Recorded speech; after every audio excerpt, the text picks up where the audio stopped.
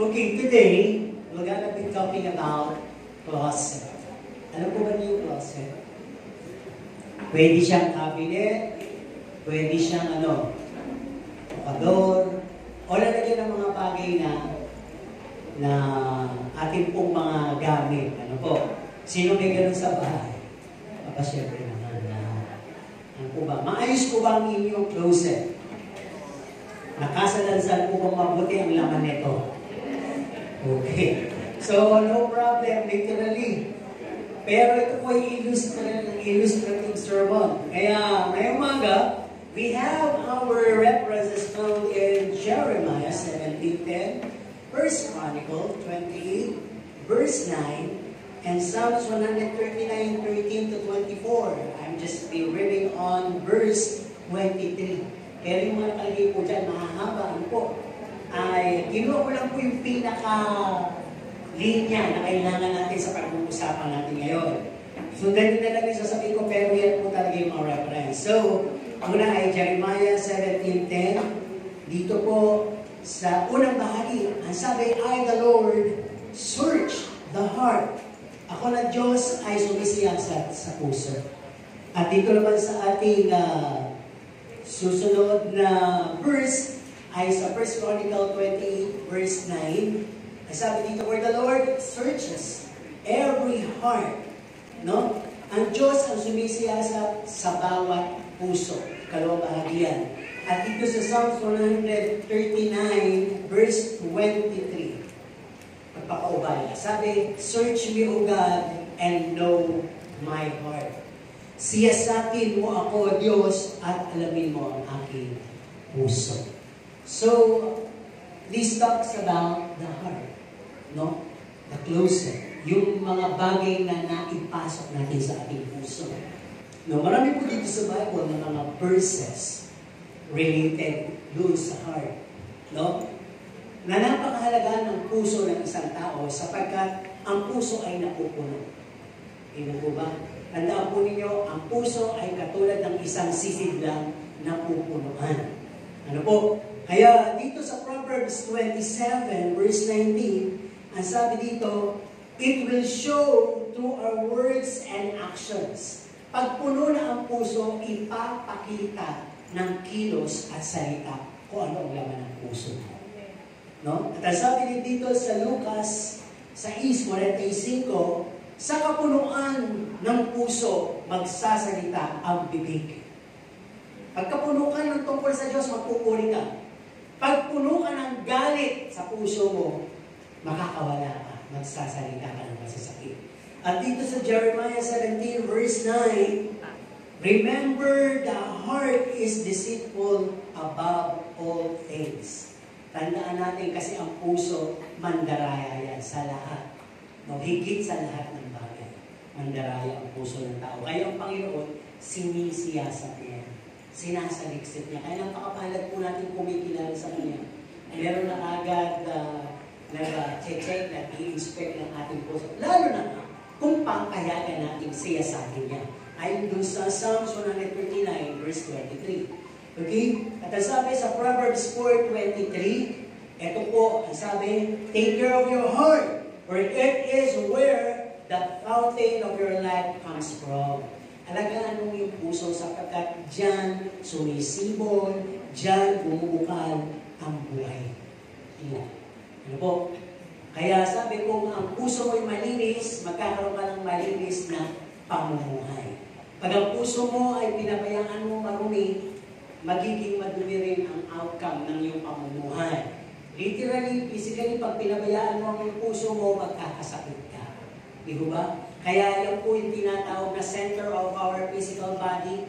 Yan po ang tumutulong na magpadaloy ng ating dugo. Yan ang central pumping station ng ating dugo. Diyan pumapasok at diyan nag-distribute sa lahat ng parte ng mga ugat natin sa buo nating pangangatawan. So we have an illustrative story. Siguro makaka-relate kayo. Ewan ko lang kung ginagawa pa ng mga magulang ko ngayon. Kasi nung bata kami, di ba tayo bilang bata, nung bata kami at yung mga medyo matatanda sa amin, alam niyo naman yung laro, di ba? Yung larong kalsada. Yung text, yung jolin, yung ganyan. Yung mga babae naman, kapintero,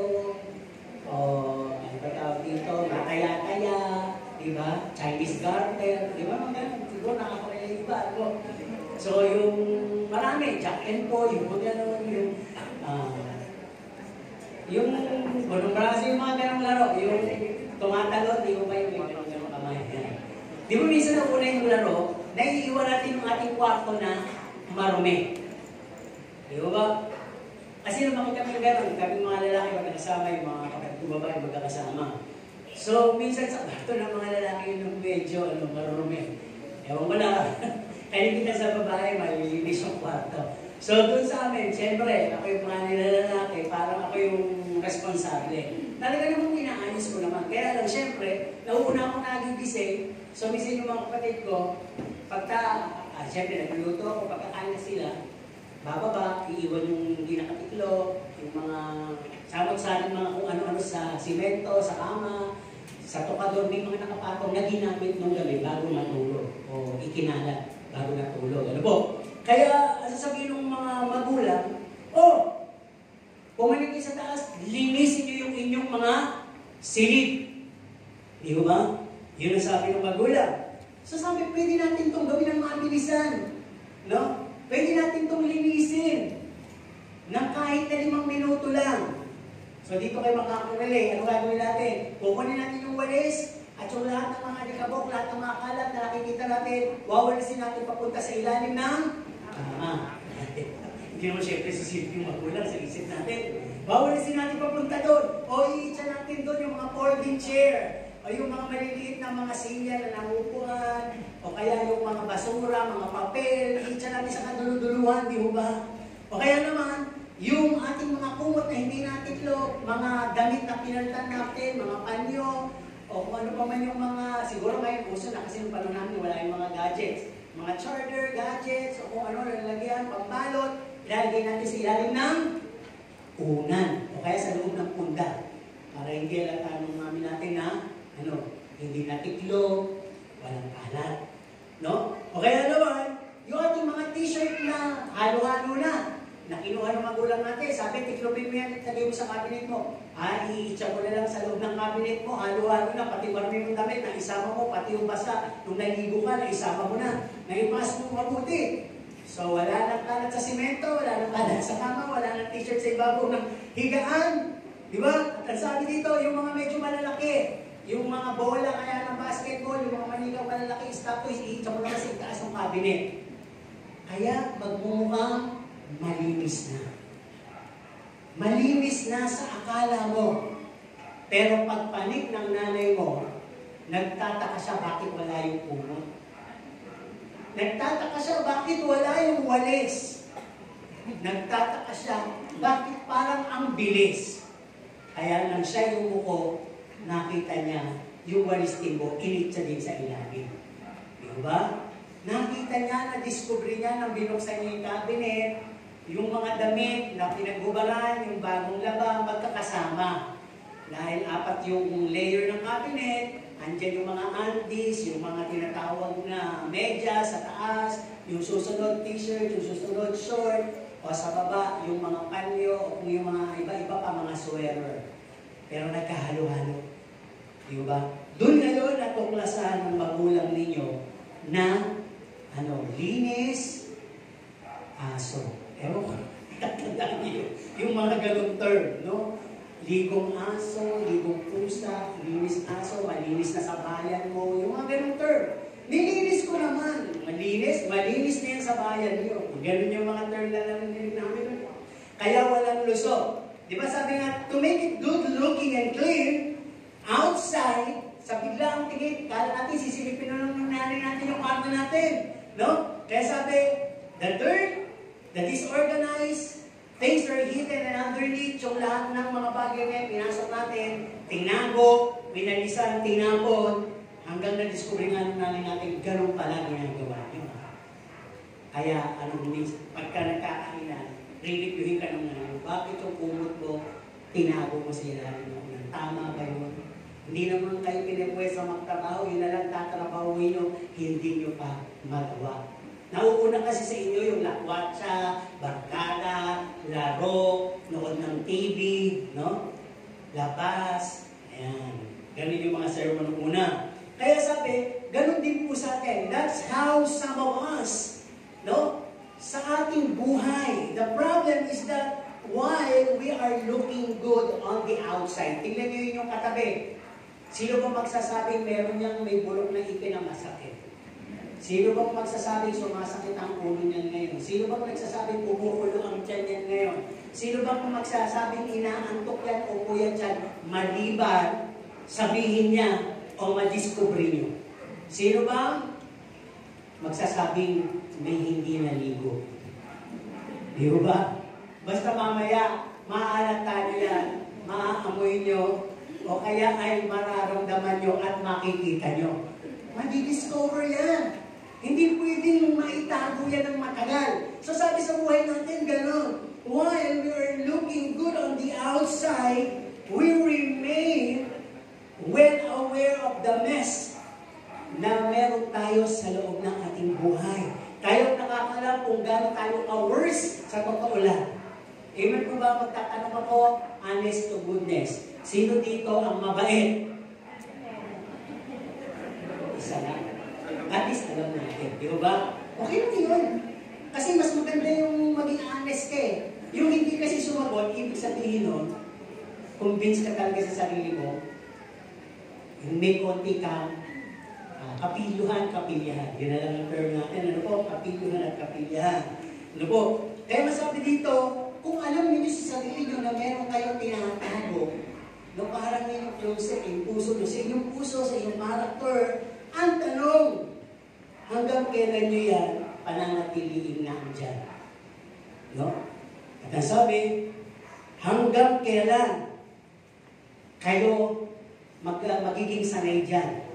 Gusto niyo ba maging sanay na lang kayo dyan na itago yung mga kabulukan, yung masasamang ugali? Gusto niyo ba nandiyan na lang yan, manatili na lang yan dyan? O ang sabi dito, hanggang kailan? Hanggang hindi nalalaman na ikaw ay cheater, liar, na ikaw ay ano, deceiver, di ba? Na ikaw ay nagmamaskara, hanggang kailan nandyan yan? No? Kaya sabi, many people are looking good on the outside, but deep inside, aware tayo na meron tayong keepings. Meron tayong secret, worst part of our lives. Ano po? Kaya tingnan natin to.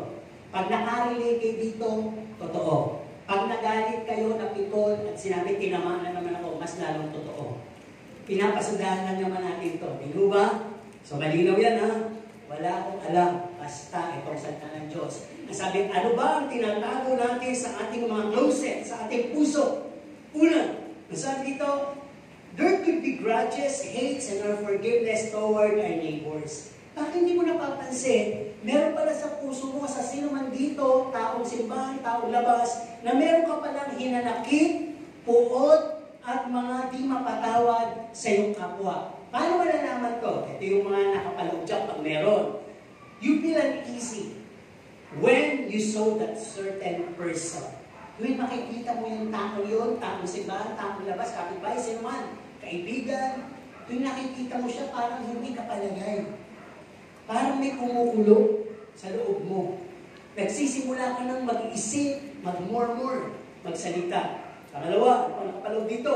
Para bang nagwi-wish ka na magkaroon siya ng bad karma. Sana nagkaka, sana malugi, sana masagasakan, sana madumi, sana mapahiya. Ayan. Kasi meron kang grudges eh. Meron kang bukod sa loob. Ano ba? Laging nakatingin ang mata mo sa kanya kahit hindi ka na niya tinitingnan. Nag-aabang ka ng pagkakamali na naman. Dahil iniipon mo nga, kinokolekt mo. Di ba? Dahil may hinanakit eh. Pinahalagaan mo sa puso mo. Okay kang tingnan. Hindi niya halata. Pero, yung nakikita mo siya, saan ba siya pumunta, sabi mo? Napapailing ka. Di ba? Pero hindi mo lang pati alam sa napapailing naman sa'yo. Paano ba? Nakapaloob dito. Ang sabi dito, we isolate, ibinubukod mo tuloy yung sarili mo sa kanya. Bumubukod ka. Pag nandito siya, doon ka. Pag nandito siya, dito ka. Umiiwas ka ng todo. Bakit? Yun yung pinagsisimulan, yung mga bagay na naitago mo kasi sa puso mo, akala mo wala na pero inaalagaan mo. Para pag, uy, linggo ngayon, kailangan banal-banalan, kailangan makasimba. Pero sabi ng Panginoon, bago lahat yun, iwanan mo yung pag-aalay, bumalik ka doon, magkaroon ka ng clearance muna. Kung hindi mo kayang lapitan, humingi ng tawad, magpatawad, alis mo sa puso mo. True it. Di ba? Pangalawa, ano pa pwede nang isiksik mo sa puso mo? Dahil kailangan wala to, dahil Kristiyano ka. Para bang, hindi ko lang sa puso ko yan. Meron kang jealousy, anger, and envy. Baka na itatago mo sa puso mo, meron kang selos, galit, at inggit. Sino dito yung mainggit? Samahan mo? Oo naman. Sino yung seloso, selosa? Hindi lang ito sa mag-asawa, kahit kaibigan. Diba? Sino dito yung magagalitin? Kayo nakakaalam. Tingnan mo rin natin natin katabi. Sabihin natin, fine. Mukhang fine naman siya. Pero kayo na nakakaalam ng ating po pinag-uusapan. Okay, sabi dito, pagka meron ka dito sa loob, ano yung mga nakapaloob na nararamdaman ng mga may ganito? Madali tayong magalit kahit wala namang tumutokso sa atin, wala namang umaaway sa atin. Pag nakita natin itong taong to na para bang matalino, para bang bukod na pinagpala, lahat na lang ng gamit, sa kanya, lahat na lang ng kanyang kamag-anak, mabait sa kanya, ang dami niyang friends, galit tayo. Pabida naman yan eh. Yan. Ano pa yung nakapaloob sa'yo? Nasabi, dahil ang dami niyang achievement, ang dami niyang na-acquire, you storytell. Kaya alam naman yan, marami magdarayan, namumukit kayo. Pumitik yan eh. Nagkwe-kwento ka ngayon. Gumagawa ka ng kwento. Dahil sa sobrang inggit, sa sobrang selos, sa sobrang galit. Ano ba?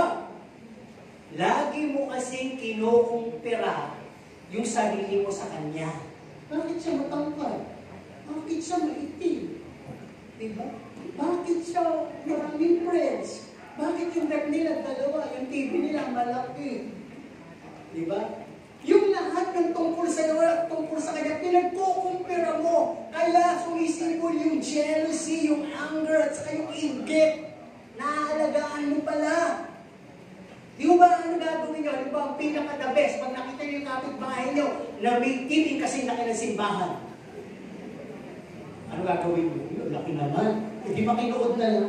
Di ba at least tipid pa kayo sa kuryente? Di ba? Kasi ipamalita mo, naku kaya lang ito malaking TV na namumupit ang paligid. Hindi na gano'n. Tayo na mga kapitbahay, makinuod tayo! Promoter ka pa. Di ba? Kasi talaga naman kapatid, walang may ganyang kalaking TV. Gawin mo na yung lahat ng mabuting salita nang bigyan ka ng magandang upuan at panoodin ka sa kanyang malaking TV. Ano ba? Sino gusto ng malaking TV? Bumili ko. Mura naman po dito sa bahay. Parang nakita ko, mura na eh. Yung mga dating halagang 150,000, ano na lang, 50,000 na lang. No, yung mga 50,000, 20,000 na lang, ang lalaki. Yun nga lang, hindi ko alam kung malinaw.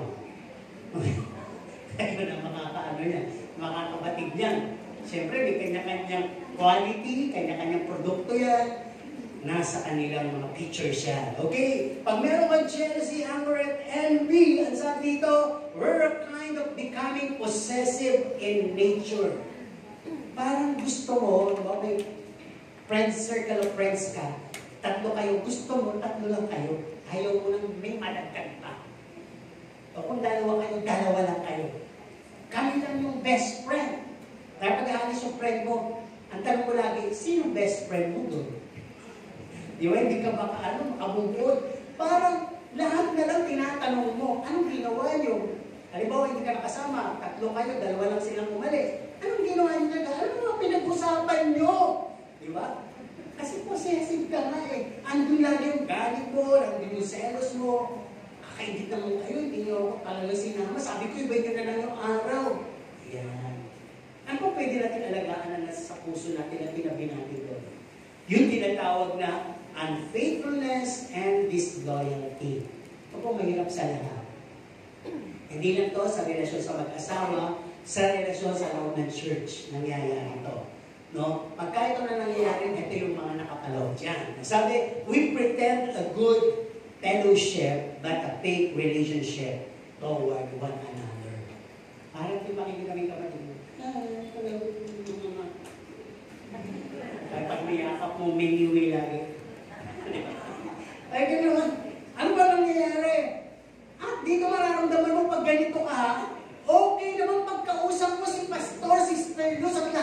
leader. Pero pag nakatalikod sila, nagsasalita ka sa likod nila. Ano pa? Backbiting ka. Hindi na kay pastor, sa kapwa mo dito. Nakakapanda naman kayo ng taong gano'n. Pagkaharap mo, mabuti. Pagtalikod mo, ano? Pagbilang kong 3, nakatago na kayo. Diba? Pera sa harap, pera sa likod. Dahil baka marinig mo, may sasabihin ako, di ba? Ganyan ang nangyayari. So, ang sabi na dito, ang nangyayari pagka disloyalty at unfaithful ka lang, you're always watching on the fault of your fellow members, of the pastors, of the workers. Parang lahat meron kang standard. Parang gusto mo talaga maging ka judge. Parang gusto mo talaga bigyan ng katarungan yung gusto mong ipaglaban. Di ba sabi nga ni Ed Lapis, bakit ganun pagka, halimbawa yung pastor ay may anak na suwain? May asawang halimbawa nag-adultery, parang gusto ka agad ng buong tao, tanggalin si pastor! Eh bakit si pastor may nagkasala? Yung anak niya nagkasala, yung asawa niya nagkasala, o kahit si pastor nagkakasala, pare-parehong tao yan. Kaya sabi ng Panginoon Jesus, ikaw ba walang sala? Bumato kay Magdalena, yung walang kasalanan. Every one of us would be held accountable to God. Kanya-kanya tayong haharap, huwag na tayong humusga sa kapwa. No? Hindi ito pwedeng maging punto ng loyalty at disloyalty natin. Lahat tayo hinahamon ng Panginoon na maging tapat, maging loyal sa bawat isa. Alam po ninyo ibig sabihin ng loyalty at saka ng faithfulness sa kapwa? Simple lang. Salitang kalye, walang bentahan. Ako nyo? Walang betrayal. Alam niyo yung betrayal? Yung isa lang yung sinabi mo, napasama ka pa. Nung marinig mo, napunot dulo ka. Kaya sabi, dinala ko ng kwento. Ang kinuwento ko, 1, 2, 3. Ang kinuwento niya, 4 hanggang 100. Totoo naman. Diba? Habang ikinikwento at pinapasa ang kwento, lalong nagiging masarap sa pakinggan. Di ba? Sino dito yung maganda, sa tingin niya maganda siyang gumawa ng kwento. Pag maganda kang gumawa ng kwento, ito lang yung sinabi. No? Alam mo ba, 8 silang magkakapatid. Ano sabi? At ito pa, 8 silang magkakapatid, 4 na yung naliligo. Yung 4, hindi. Ganun ba? Kung mas magaling ka pa. At ito pa, ayon sa narinig ko, 8 magkakapatid dyan, yung 4 hindi na naliligo, yun ang mababaho. Yung naliligo, yun ang mababango. At pinagdidirihan talaga sila. Diba? Padagdag ka ng padagdag, na padagdag, na padagdag. Kaya, bandang huli, anong nangyari? Napasama. Diba? Nawala na na loyalty, nawala na na faithfulness. Kaya sabi nga dito, ang sabi, our obedience and submission are all but superficial. Pag wala ka ng loyalty at faithfulness. Maaaring sumusunod ka sa leader mo, sa pastor mo, o kahit sa sino. Halimbawa sa amo mo, sa kaibigan mo, pero yung pagsunod mo, pagpapa-imbabaw na lang. Di ba? Parang hindi ko kasi matanggihan. Para hindi yata malata eh. Di ba? Kaya pag nagawa na natin yung mga bagay na gusto natin gawin, at para bang hindi na natin mailapat yung ating sarili, maibalik doon sa faithfulness and loyalty, doon tayo bigla mag-decide na, I've already done damage, siguro alis na lang ako. I leave. Diba? Yung kahapon doon sa, especially po yung nanonood ko sa video, para bang minotivate nila yung salitang, paano ko sasabihin sa partner mo na may mahal ka ng iba?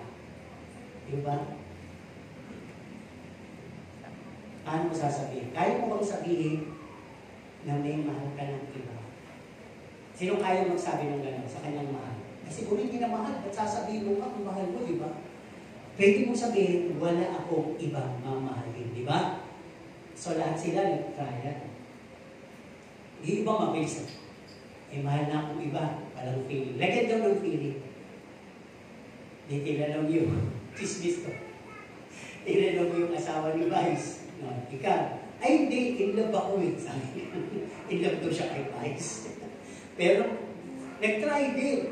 Sabi, may mahal na ako iba. Di ba? Pagka yung sinasabi ng narinig mo yun, ano yung pwedeng i-reply mo? Di ba nag-iimutan ka pa? Isa't yung sasabihin. Di ba para bang, masakit ba yun o masarap marinig? Isa lang yung tanong. Masakit, masarap marinig yung marinig mong may mahal ka ng iba? Masarap? Masarap daw? Pag hindi mo siguro gusto, di ba? Yung parang napilitan ka naging girlfriend mo. Tapos yun, hindi mo naman feel. Sinabi sa'yo, okay, I'm free! Pero kung mahal mo rin siya, at sinabi niya sa'yo, masarap ba yan, masakit? Masakit. Tama po ba?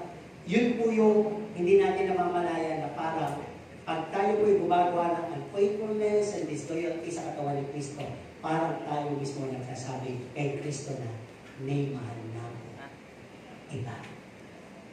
Alam po ba ninyo ang Panginoon naghahanap ng level ng pagmamahal niyo? Kung re-reviewin niyo yung letter ng Panginoon sa Church of Ephesians, yung unang pag-ibig. Di ba sabi niya, maliban, manumbalik ka sa una mo pag-ibig. Ramdam ng Panginoon na iniibig ko siya dati ng ganon.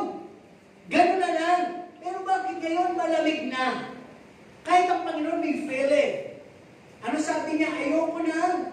Sa Laodicea, ayoko nang malahinga, ayoko nang mainit, ayoko nang malamig. Gusto ko, kung mainit ka, mainit ka.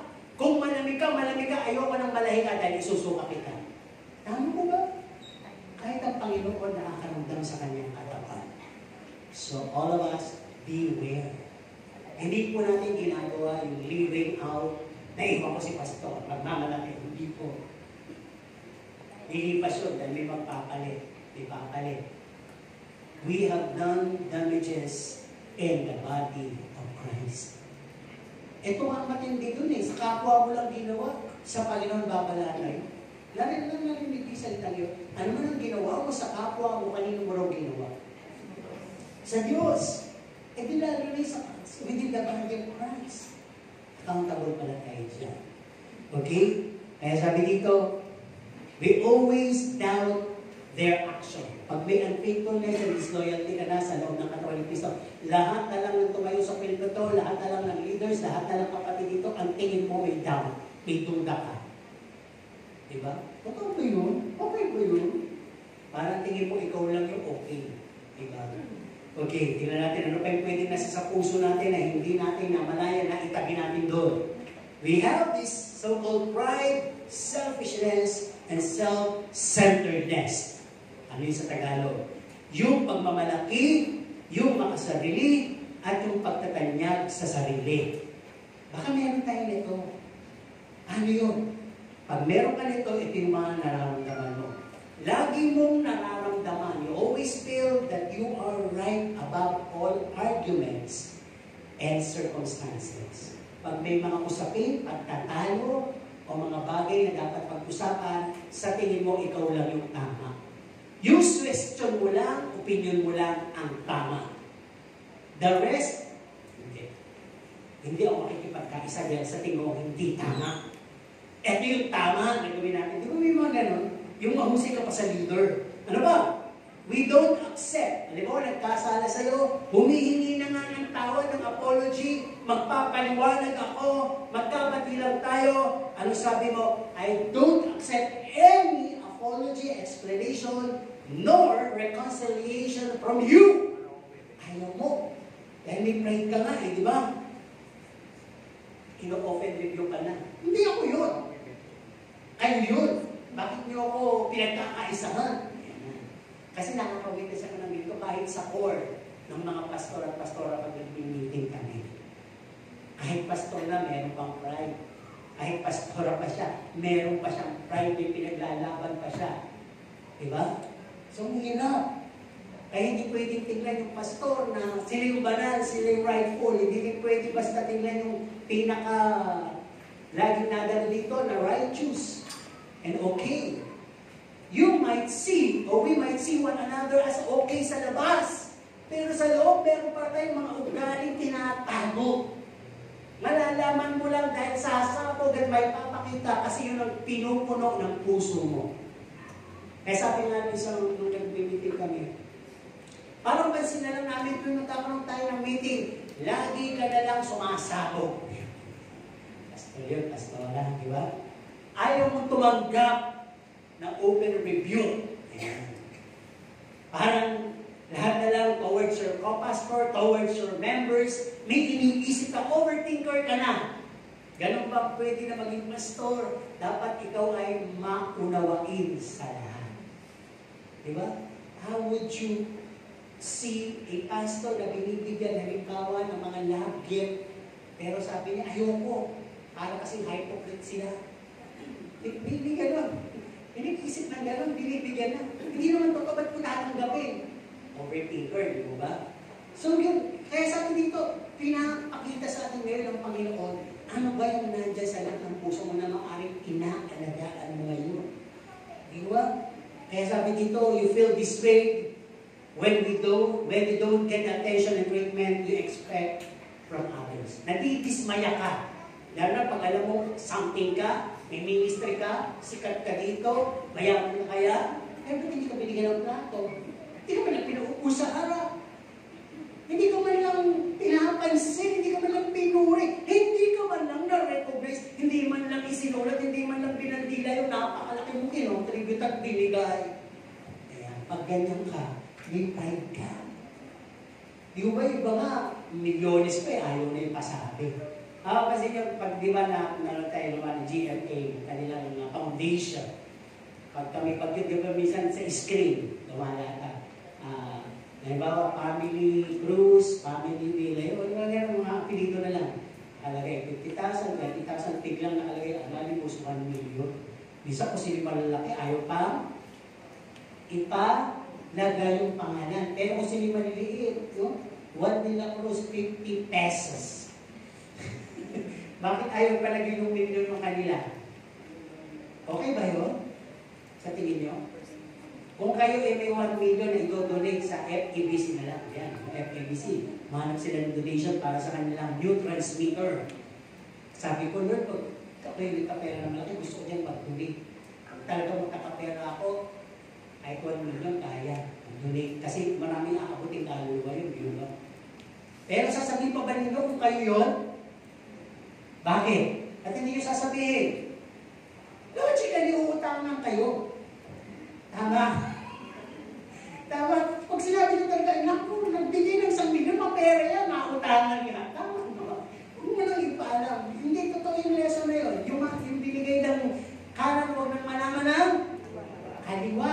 Dahil marami ang mananamantala. At saka sabi dito, pag nagbigay ka talaga, it's an act of what? Godly what? Pag-abot. At yun ang pagpapalain ng Panginoon, lalo na kung secret yung pagtulong mo. Okay, tuloy tayo dito. Ang sabi din, sa pride, selfishness, and self-centeredness, lagi kang merong takot, pero pagtropiya sa sarili mo, eto ako. Eto ako eh. Kung hindi nyo ako maabot, pasensyahin tayo. Iba ang level ko sa level nyo. Iba ang mga natapos ko, naabot ko sa naabot nyo. Kaya kung di nyo ako makuha, pasensyahan tayo. Ngayon, kung kaya nyo mag-adjust, mag-adjust kayo. May standard ako eh.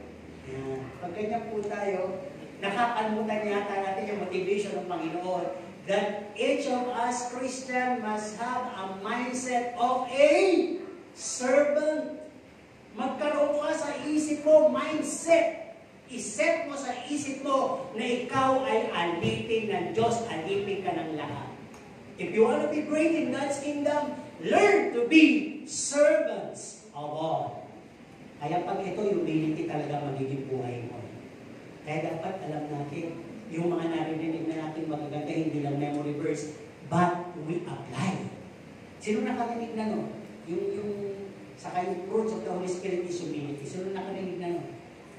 O nakabasa ka lang? Isa na. Magbasa ko sa tayo ng Bible. Hindi ko Tayo makinig ng salita ng Diyos. Ano pang pwede natin na itinatago sa ating puso? Ano po ba yung word na false? True or false? Alam po ba ninyo yung word na true? Ano yung true? Tama. Yung false? Taliwas. Narinig niyo ba yung word na false love, false joy, false humility? Ano ibig sabihin nun? Kung papapabawin pa natin yung salita na false, pagkatagalogin natin, peking, pag-ibig, peking, kagagalakan, at peking, pagpapakumbaba. So lahat ng mga bagay na to, hindi galing sa fruit of the Holy Spirit, peking na eh. Man-made effort, kaya peking. Yung pag-ibig mo, pilit mo lang na ina-apply. Sabi kasi ni Pastor eh, doon ka mali. Si Pastor lang nag-vocal, pero yun ang sabi ng salita ng Diyos. Love your enemy. Diba ang hirap kasi apply yun. Diba? Sino dito kayang ibigay yung sarili niya? Minsan totoo na. Yung sino yung nagtututbrush, kumakain sa tamang oras, nag-exercise, nagpapagamot, nagpapaturo ko sa kanila kalit ng pusa ng mga aso. Bakit natin ginagawa? Because we love ourselves. Yun lang naman yung gagawin mo sa kapwa mo. Ibigin mo yung kapwa mo gaya ng pag-ibig mo sa'yo sarili. Kaya kapag may ganito, nagsishare meron ka, sharean mo siya. Bigyan mo siya. Nakaupo ka, nakakita ka ng sarili mo upuan, hanapan mo din siya. Yun yung maliliit na bagay hanggang lumalim, matutunan mo yung pag-ibig. At lalong dadakila kaya pag natutunan mo iniibig, hindi lang yung nagbibigay sa'yo, hindi lang yung friend mo, hindi lang yung mabait sa'yo, lalo na yung kaaway mo o yung hindi mo kabati. Di ba? Tuloy tayo dito. Ang sabi din dito, you can show love, joy, and humility, but false. Peke nga eh. Di ba? Bakit nagiging peke yan? You can show it falsely and remain reserved dahil nga sa loob ng puso may galit ka pa rin. Meron ka pa rin unforgiving spirit. Galit ka sa mas marami dito, kaya hindi lapat ang loob. Disloyalty, unfaithfulness. Galit ka kay pastor dahil lagi ka natatamaan ng salita. Galit ka sa ibang workers dahil napagtutulungan ka. Galit ka sa mas marami, hindi ka kasi pinapansin. Pero sabi, dapat umibig, dapat magala, at magpakumbaba. So kaya ka namang gawin mo. Pero huwag niyo akong susubukan. Dahil malalaman yung peke silang lahat. Mahal kita, huwag mo kong kakagating. Kahit pag kinagat mo ko, sasakmalin kita. Di ba nakakita na po yan? Kung pusa ako, tigre. Kung pusa ka, tigre ako. Di ba? Kung puti ka, kumunay ako. Yung illustration mo sa sarili mo, mas worse. Huwag nyo lang ako susubukan. Nakalinig na kasi kayo ganito. Ito, magagana yung mahilig magsabi ng ako mabait, pero iba ako magalit. Take you. Huwag mo kong susubukan. Ako'y sweet, magmahal. Pero pag nagalit ako, bitter. Di ba? Pag talagang sa Panginoong at nasa iyong bunga, hindi na po yun maiiba. The degree and level of love would be always genuine. Kahit ang pang sumubok sa'yo, yung pag-ibig mo, genuine. Madali mo lang mamamanage lahat ng bayan. Genuine nga eh. Di ba? Eh pag fake, halata. Yung fake na di ba doon sa isang bag, pressure cooker, pag yan binuksan mo ng hindi pa siya malamig, anong mangyayari? Sabog. Buti ngayon meron ng mga pressure cooker ng Korean. Nag-ano naman. Yung pressure cooker nila, once na pinatay mo, electric na yun, kusa na siya maglalabas ng singaw. 1 minute lang, pwede mo na buksan at pwede mo ulit ituloy. Meron naman yung pressure cooker nila na pag pinatay mo, may pipindutin ka lang. Di ba sa atin kasi yung ikot nila? Hindi na gano'n. Ipipindutin ka lang, ang bilis. Kalating minuto lang. Pshhh! Pwede mo naman yung buksan. Tapos pag sinara mo ulit, wala pang isang minuto, tutulog na siya ulit. Ang bilis. So yun yung mga modern technology. Yung ugali ba natin ang modernize kaya? Di ba sabi ko, yung classic na pressure cooker, pag kinantimot na kamay ka sasabog. Pero yung modern na pressure cooker, konting pindot lang, at pag pinatay mo, kusa na siyang lalamig. Ganun kaya tayo bilang Kristiyano, madali na tayo magpalagpas ng galit. O tayo pa rin yung sinauna na tapos na, patay na yung apoy, wala nang bumubulong, wala na yung tao, pero ito.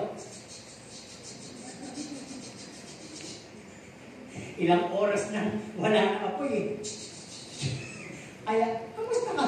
Boom! Sabog. Diba? Yun ang ibig ko sabihin. Hindi ko na modernize ko yung mga gamit. Sana naman na-upgrade yung ating spirituality. Dahil may Holy Spirit naman na magpapanagig sa'yo. Kaya masabi, cool ka lang. Di ba? Hindi mo naman siya kayang baguhin eh. Pero sa ipapakita mo pag-ibig, ipapakita mo genuineness ng pag-ibig, kagalakan, pagpapakumbaba, baka sakali, mahatak mo siya. At makita niya, bakit siya iba? Kasi nga, genuine ka.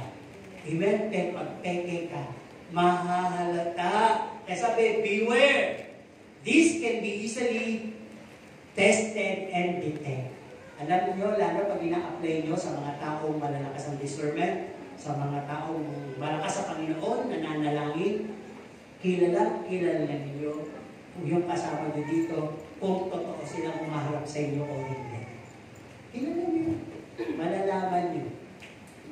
Sa mata pa lang, sa kilos pa lang, sa action pa lang, malalaman niyo kung totoo. Pero, hindi natin pwedeng pagtaliman yun. Let it pass, dahil ang iisipin mo lang, dahil sa banal Espiritu binibigyan ka, hindi pa tapos si Lord sa kanya. Hindi pa tapos si Lord sa amin, pareho. Di ba? Lagi ganun ako ng attitude, huwag mo siyang isumbong. Huwag ka lang magalit, dahil mahal din naman siya ni Lord. Kagaya mo, mahal ka din naman ni Lord. Pag nakita ni Lord na marunong ka na magpalagpas at nananalangin ka ng hindi ganitong panalangin, Lord, kawawan mo ako, mahal ko naman siya. Pero hindi niya po ako pinapansin. Parusahan mo nga po siya. Aluin mo nga po siya. Tayo. Di ba ganun tayo ng bata? Isip bata tayo. Sumbong tayo ng sumbong sa magulang. At minsan, yung magulang biglang palo, hindi pa naman tinatanong ang sitwasyon. Eh mas maldita pala, o maldito yung nagsumbong. Di ba may ganun? Bata tayo, na may kapatid tayo nang iinis. Pero sabi nga sa mga panahon ngayon, yung salita, pabiktim. Narinig yung word na pabiktim? Siya na yung may kasalanan, pero ang dating siya yung biktima. At yung bida, yun ang naging kontrabida, kaya yun ang tinamaan.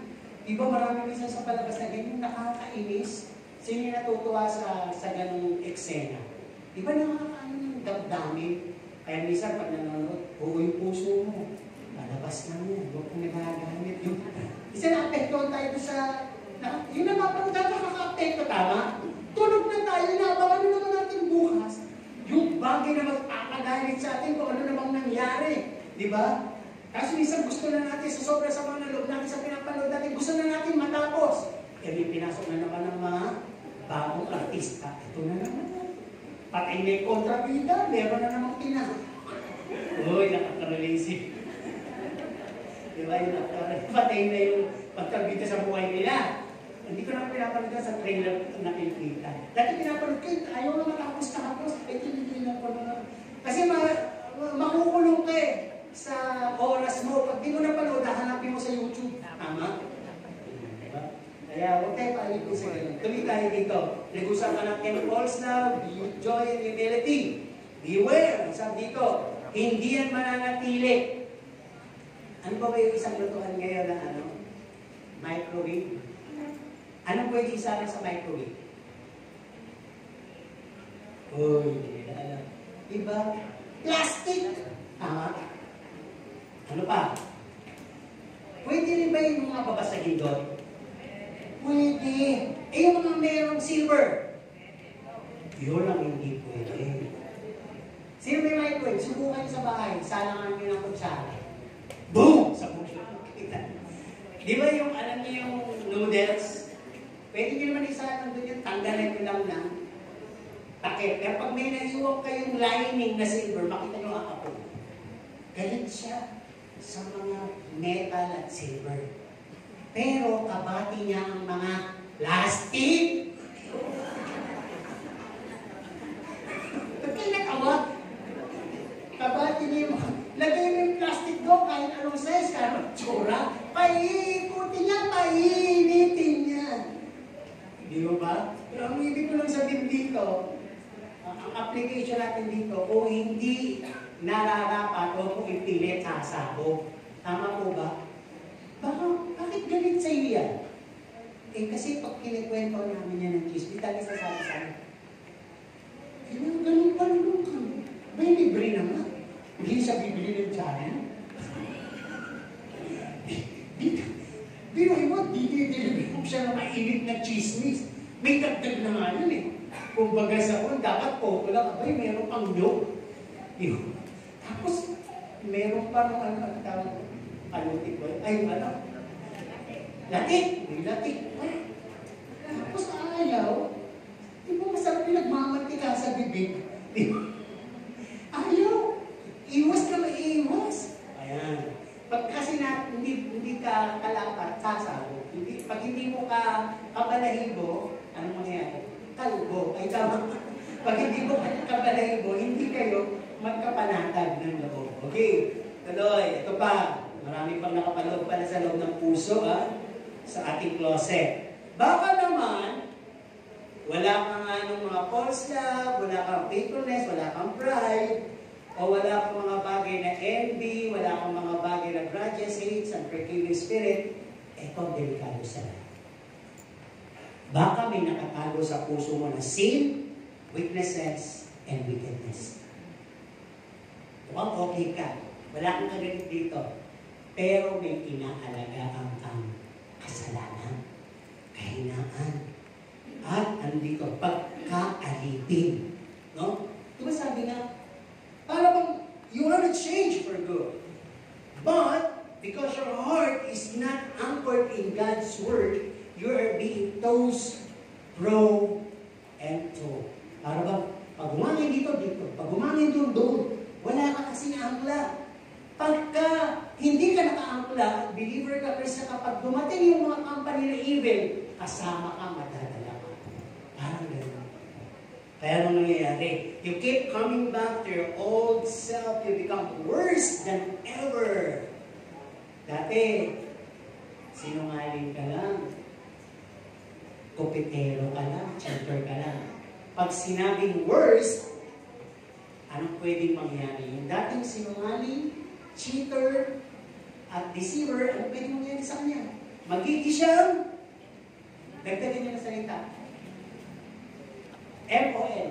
Gusto niyo dagdag. Pag M, must. Hindi ko ba? Mas sinungaling. Mas mandaraya. At mas cheater. Pag N, ito yung delikado. Ano kaya yung N? Nuk-nukan. Ay, nuk pala. Kaya naman pala sabi niyo. Nuk-nukan na. Wala namang humihingi ng katotohanan. Nagsisinungaling ka to the max. Ang sinabi lang naman ng kapatid mo nang dumating ka dito, hi sis! 8 o'clock ang simula, 10 ka na dumating. Sinabi lang naman niya, hi sis, welcome! Uupod ng traffic! Pero ang totoo, uupod ng tagal mo nagbihis. Yun pa na, kung magagalit ha, di ko alam. Di ko tinitingnan kung sino dumadating. Basta man, nagpupuri pag-dilat. Uy, ang dami na! Diba? Okay. Lahat siya maalala lang naman sa akin. Mahal tayo dito. Amen po ba? Ganito yan. Kapag may naalagaan ka sa buhay mo, yung evilness that you don't want to do, you keep doing.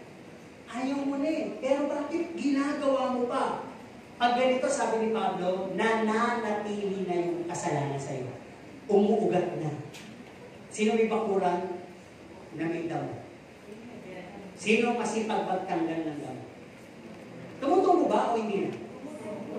Nakakawit ba gawin? Paulit-ulit. Diba? Ganun yun eh. Kala mo wala na, pero bakit nandun pa? Paulit-ulit. Kailangan mo pag ganyan mag-fasting na. Kailangan mo talaga ng prayer of deliverance na. Humingi ka ng tulong sa mga leader, sa mga pastor, sa mga kapatiran. Panalangin niyo ako. Kasi gusto ko talaga maging masipag. Bakit ba talaga yung katamaran nasa sa akin? Di ba? Ouch! Hindi tayo magalit, magkakaibigan tayo, magkakapatid tayo sa Panginoon. Okay, tuloy. Sabi nga dito, bakit nangyayari yung evilness sa buhay natin? Ito pa, ito yung tungkol sa sin. Dahil you keep going to the places na alam mong magiging bunga ng kasalanan mo. You keep with the company of those person na alam mong umi-influensya sa'yo. Ayaw mong tantanan, ayaw mong putulin. Nagpunta ka ng punta sa lugar na maaari kang matukso at sama ka ng sama sa mga taong maaaring nagpapahina sa'yo. Eh pag gano'n na hindi na po talagang kasalanan yung nakatira sa'yo, ano? Bisyo. Tama na ba? Eh gusto mo eh. Gusto mo mamasyal dun eh. Eh gusto mo pumunta dun eh. Eh gusto mo kasama yun eh. Okay, stop tayo doon. Ano pang pwede na sa puso natin ngayon? Marami pa po. No? Last, na maaaring na makasok. Yung palang mga things of the past, yung ating buhay na nakaraan, mga pagkakamaling nakaraan, mga relasyon na nakaraan, mga alaalang nakaraan, inaalagaan pa rin natin yun. At patuloy natin minumuni-muni. Bakit kasi nagawa ko yun? Ba't kasi hindi ako nakinig? Ang laki talaga ng pagkakamali ko. Bakit kasi nakita relasyon ko yun eh? Ano ba? Ulit-ulit yung mga memorya niyo. Nasa puso mo siya. Kaya sabi dito, the damages and consequences have already done. Ando na yun eh, nangyari na. Wala na tayong magagawa na i-serve na yung damage at consequences. Ayan na. Kitang-kita mo na. Ang sabi dito, you deny to accept. Ayaw mo, tinatago mong pilit. Alam mong marumi, alam mong basa, tinatago mong pilit. Alam mong luma na, abubutan na, tinatago mong pilit. You deny to accept and forgive yourself.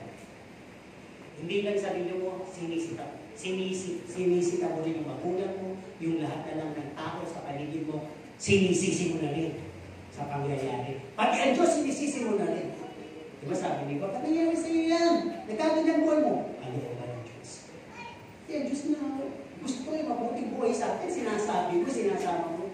Pero lahat talaga, punot dulo, ikaw ang gumawa, ikaw ang nagplano, ikaw ang umakbang, ikaw ang nag-decide. Okay, nasa puso natin yung past life mistakes or relationship and memories. Ano ba? You don't learn the lesson. Kaya po may pagkakamali for us to learn the lesson and do not repeat it again. This is especially for you. Kakatapos lang niyang nagmahal. Pagtapos niyang magmahal, iniwan siya. Nagmahal siya ulit. Iniwan siya ulit. Kaya sabi ng host, hindi ka na natuto. Hindi ka muna nagpalipas. Diba? Doon din sa TikTok, diba, hindi nagpakamatay ka na sikat. Kapunyatan, bata niya. Nakikita ko lang naman yung sikat-kat niya. Dahil naman yung babae, mahirap siya, pero talaga nagsumikap siya, yung kita niya lahat, binibigay sa babae, matanda lang yung babae sa kanya. Kaso mahal na mahal niya. Hindi naman siya mahal. Tinapos tuloy niya yung buhay niya, tumalo sa ilog. Ano nagpakamahal, di ba? Pero ang dami, sumisimpat siya sa kanya ngayon. O alam mo lang, marami nagmamahal sa'yo. Eh kasi ngayon, pag-ibig doon nakatuon sa matandang babae na gusto niya. Yun ang gusto ko eh. Eh ayaw ako. Pakamatay na lang ako. Ayan. You must learn your lessons. Kung bakit pinayagan niya, matuto ka. Hindi nung nagkamali ka, inulit mo ulit sa ibang tao lang. Uulit ko yan. Remember, history repeat itself pag hindi ka marunong makinig. And once the history repeat, it will be worsier than before. Hanggang hindi ka natututo sa lessons mo. Ito pala sa past life na inalaga natin, you cannot come into formal right closure. Takot kang tapusin. Parang may iniisip kang babalikan pa. Abay, ano pa yung silbi ng guidance of the Holy Spirit? Ano pa yung silbi ng guidance of the Word of God? Kung mag-rely ka na lang sa pakiramdam o assume, pilinghero ka, pil ko pa magkakakali. Pil ko pa, aayos pa ang lahat. Hindi po. Sabi nga, tomorrow is always uncertain. Pero pag may Diyos ka, yung bukas mo, nandun na si Lord. Ayos ang bukas mo pag may Lord ka. May Diyos ka sa buhay. Yung lahat ng bagay kumulo sa buhay mo, bibigyan ka kaagad ni Lord ng guidance. Ang hindi na. Lahat nagkakamali. Pero ang grace ng Panginoon, hindi po nagkukulang sa lahat ng mga pagkakamali natin. Kasi tayo mapurol. Tama? Mapurol, nagre-relate tayo, nakikiuso tayo, yun naman yung uso. Uso naman yung broken family, uso naman yung iniiwan, uso naman yung ganito. Huwag po tayo makiuso. May salita ang Diyos na tumutuwid sa aking landasin. Kaya sabi ang kanyang salita, ilaw at tanglaw sa aking landasin. Kung marunong tayo bumalik lagi sa Biblia, sa salita ng Diyos, hindi po tayo mapapahama. Kaso mga Kristiyano na, sila pa o tayo pa yung tamad minsan sa leksikin ng salita ng Diyos. Okay, tuloy. Sabi po dito, pag ganito tayo, tinatama natin sa closer natin yung past life, mistakes, and relationship. Kinukulong natin yung ating present and future sa ating nakaraan. Nakarinig na kayo ng gano'n? Ano ka ngayon? Diba? Ano nangyari sa'yo kahapon? Eto nga, minalas ako. Eto nga, nabroke ako. Eto nga, nagkahit ko. Ano ka ngayon? Yung pa rin. Ano ka bukas? Sa palagay ko, ganun pa rin. Hanggang hindi ka lumalabas sa nakaraan, kinukulong mo ang iyong kasalukuyan at ang iyong panghinaharap. Nakatago lang yan sa closet mo.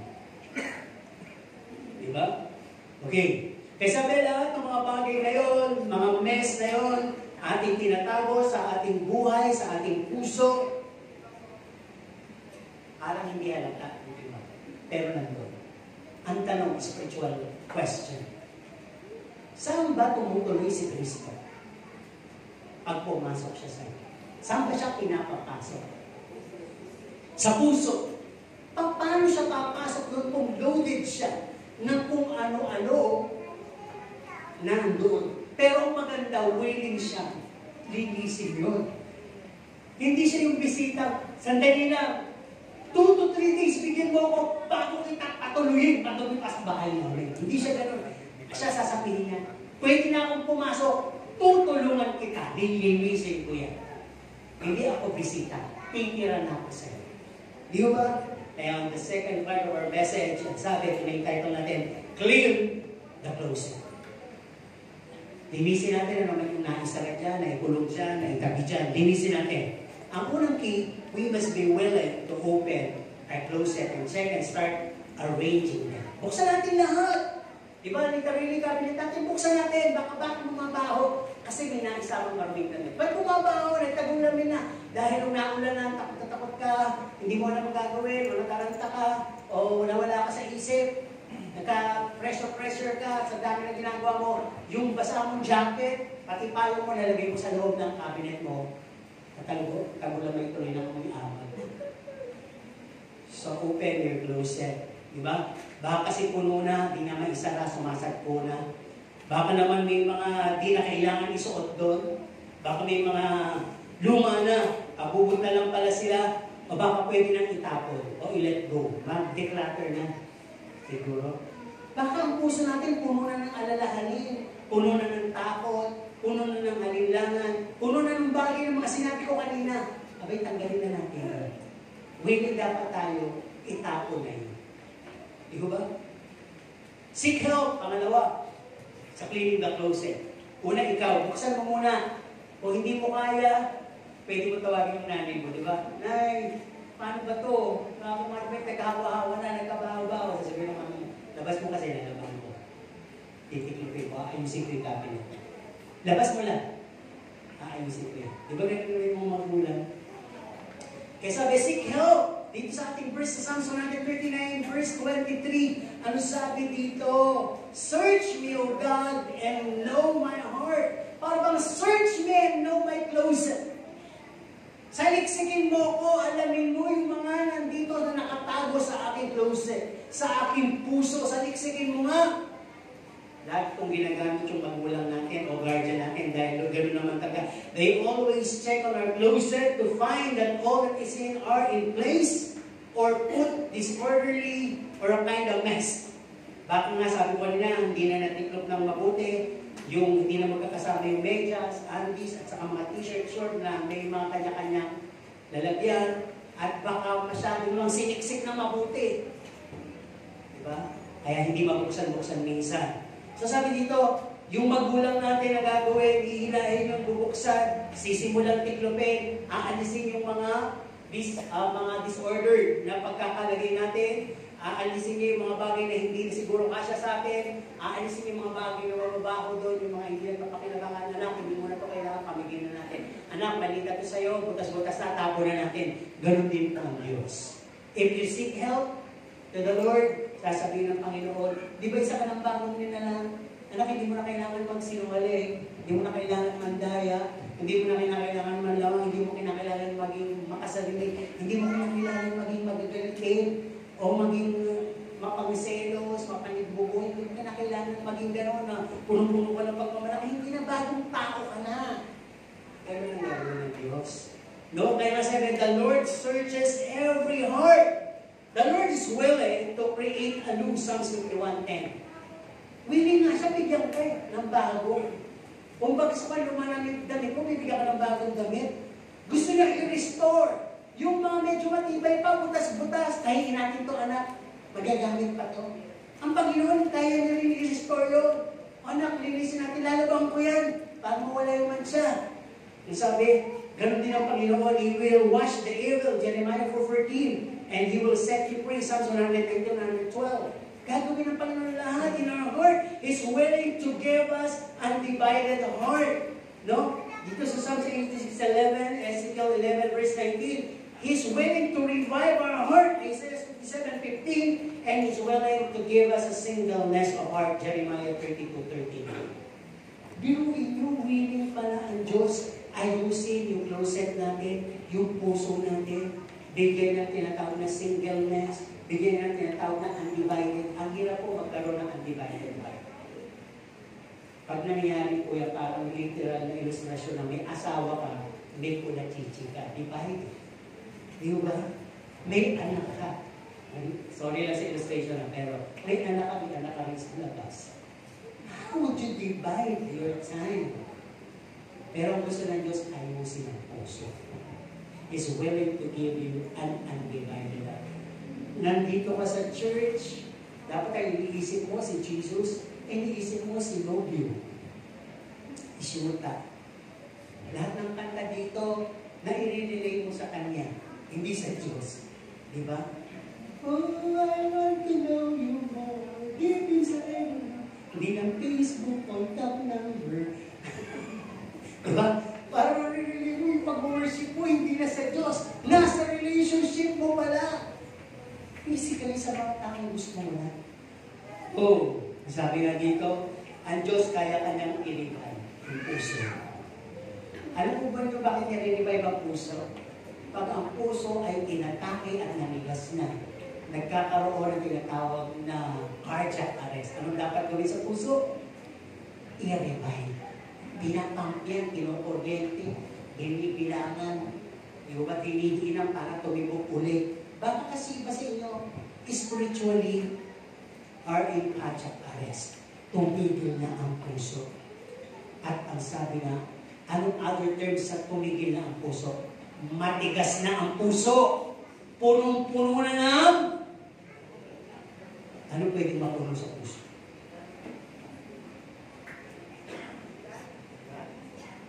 Oo. Nilalim po. Punong-puno na ng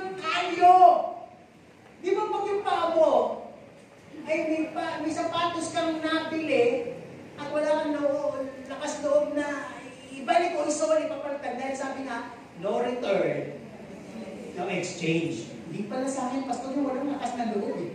Aalisin pala na department store. Kasi bakit naman nung sinukat ko kasya?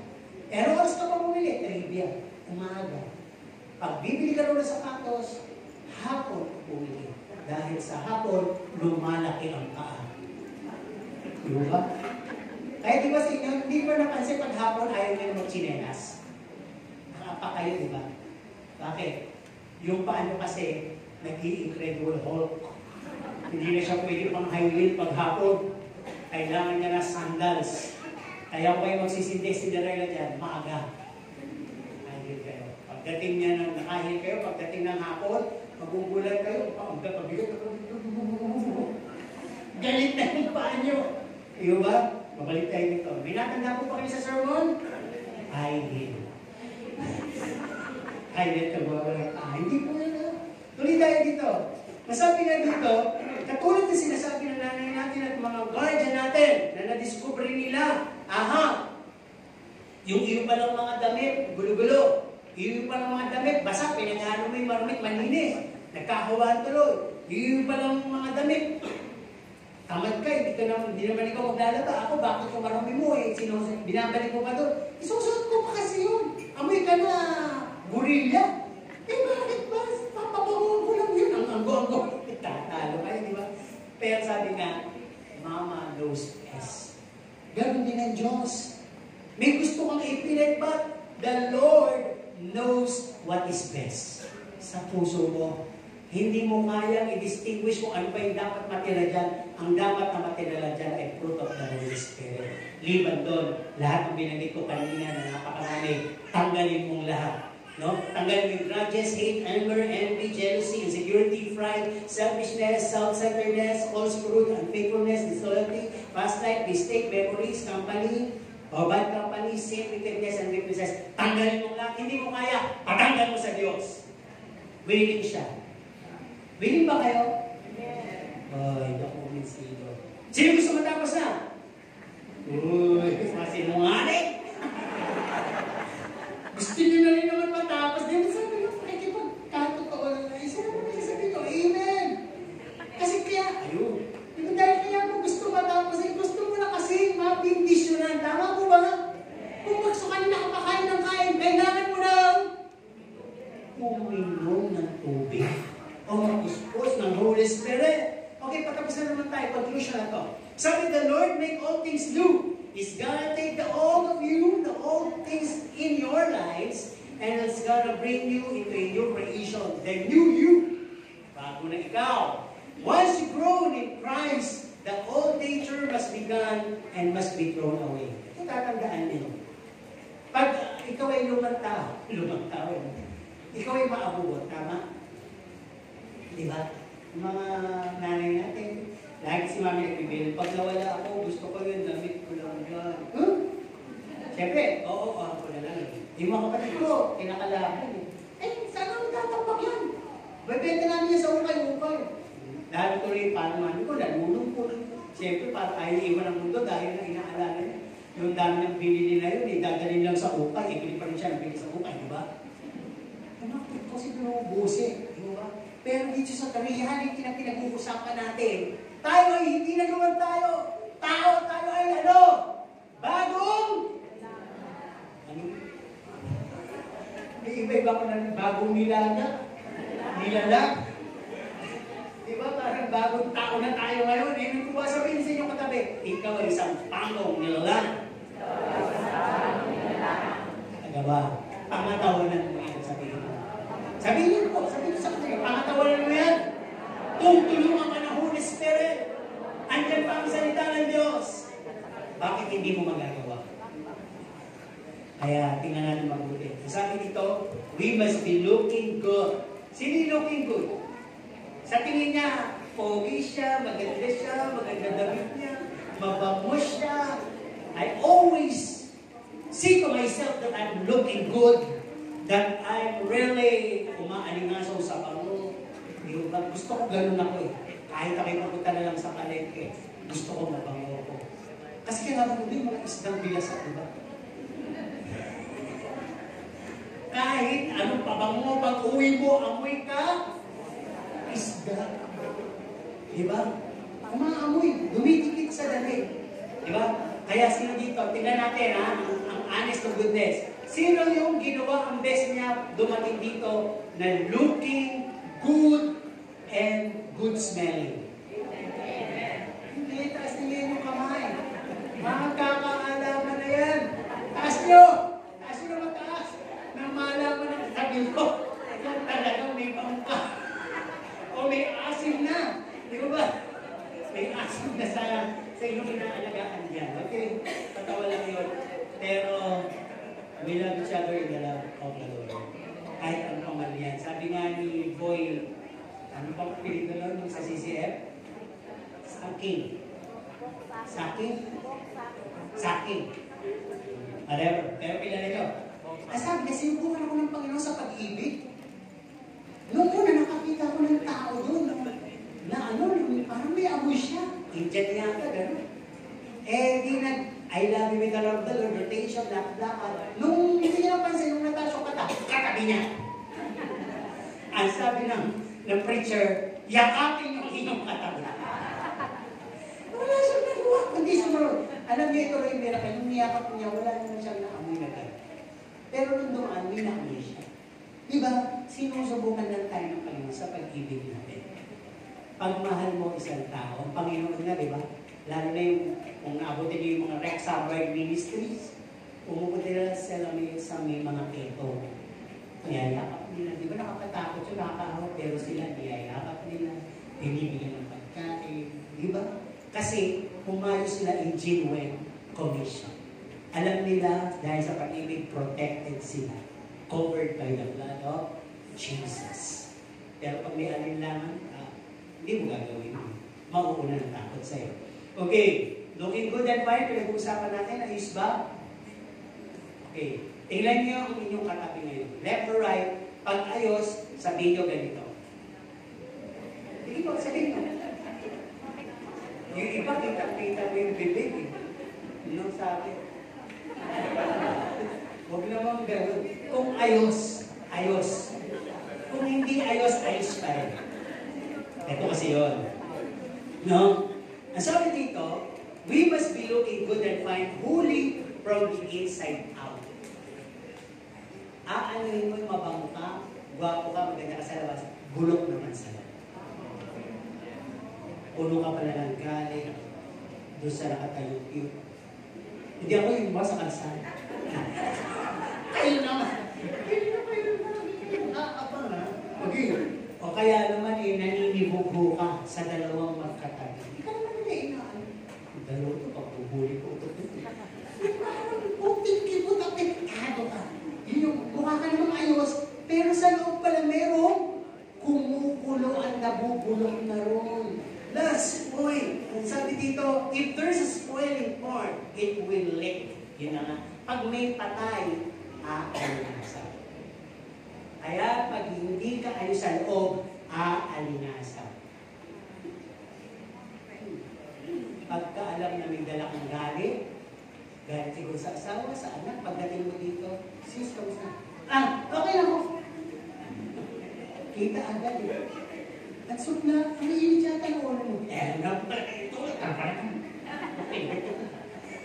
yung kunting-kibot pa. Parang kang nana, alam mo yung nana? Sensitive mo. Parang pigsa. Papalapit ka pa lang sa pigsa. Nagagalit tayo yung pigsa. Gusto ka ng kurang, hindi ba? Tingnan. Balik tayo dito. Okay. Ang sabi dito, seek God. Ano daw? Dalawa na yung nakaintindi. Ano daw? Seek God. Ang Diyos ba yung mahirap hanapin? Ang Diyos na mismo nagsabi dito, I, the Lord, search the heart. Si David, sinabi niya, search me, O God, and know my heart. Sinagot siya. O pwede isagot yung, I, the Lord, search the heart. At para sa lahat, sabi, for the Lord searches every heart. Ngayong maaga, willing ka ba? Kung willing ka, Pasaliksik mo sa Panginoon ang puso mo. Kasi baka nakalimutan mo na may ganun kang dala. Lumilitaw lang kapag when the need arises. Kasi absent yung kaaway mo ngayon, kaya hindi mo naramdaman. Present ka sa susunod na linggo. Ayan ka na naman. Nag-worship ka, ang sama ng pakiramdam mo. Diba? Ang sama ng loob mo. Kala mo ba, nabundol na to? Ba't nandito na? Umaatin na naman. Kaya pag ganyan yung attitude natin, kaya lang natin, okay, kaya praise the Lord, sinabi naman po sa Bible to, yung dila mo masama, yan din ang nagpupuri sa Diyos, yan din ang sumusumpa sa kapwa mo. Diba? Hindi nagkakamali ang salita ng Diyos. Sabi dito, let's invite Him to inspect and cleanse every error of our lives, of our heart, every corner, no? So we can walk in full holiness and integrity. Pagka ang Panginoon ay sumaliksik sa puso mo, pinalilis mo, yung buhay Kristiyano mo, yung lakad mo magiging full of holiness and integrity. Hindi ko ba napakaganda